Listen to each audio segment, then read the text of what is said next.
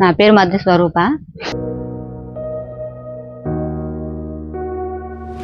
బాబు పూర్తిగా వికలాంగుడు.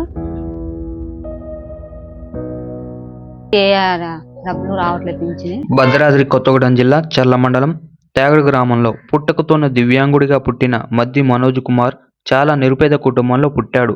రెక్కాడితే గాని డొక్కాడని తల్లికి ఎంతో కష్టంతో తన దివ్యాంగుని కుమారుని పోషించుకుంటుంది ఆ తల్లి. విషయం తెలుసుకున్న యువ న్యాయవాది పరిటాల సంతోష్ కుమార్ ఆ కుటుంబాన్ని ఆర్థికంగా ముందుకు వెళ్ళడానికి ఏదో ఒకటి తన వంతు సాయం చేయాలని చెప్పి ఐశ్వర్య మహిళా శక్తి అసోసియేషన్ తరపు నుండి ఆ కుటుంబానికి కిరాణా షాప్ మరియు వస్త్ర వ్యాపారం చేసుకున్నందుకు ఆర్థిక సాయం అందించి మంచి మనసును చాటుకున్నాడు.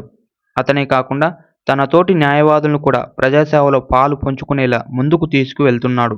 యువత డబ్బులు సంపాదించామా, కార్లు బంగ్లాలు కొనుక్కున్నామా అంటూ పరుగులు తీస్తున్న ఈ తరంలో కూడా ఆ యువ న్యాయవాది కుటుంబం గురించి ఆలోచించి వారికి ఆర్థికంగా ముందుకు తీసుకువెళ్ళడానికి సాయం చేసిన పరిటాల సంతోష్ కుమార్ని గ్రామస్తులు అభినందించారు.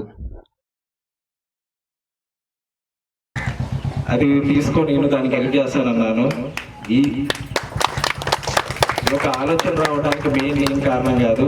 ఇప్పుడు ఐశ్వర్య మహిళా శక్తి వారు ఒక మహిళలు ఇట్లా చేయొచ్చు అనేది వీళ్ళు ఎగ్జాంపుల్ చూపించారు.